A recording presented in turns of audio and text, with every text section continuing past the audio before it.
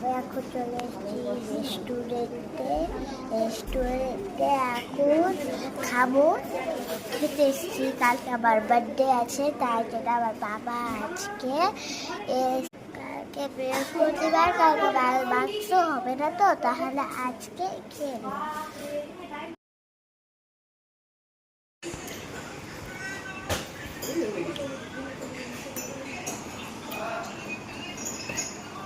কোনো ওষুধই পাওয়া যায় না।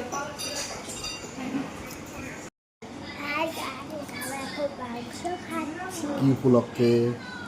হ্যাপি বার্থডে উপলক্ষে উড়িয়ে দেওয়া লাগছে। অর্ডার দিয়ে দাও।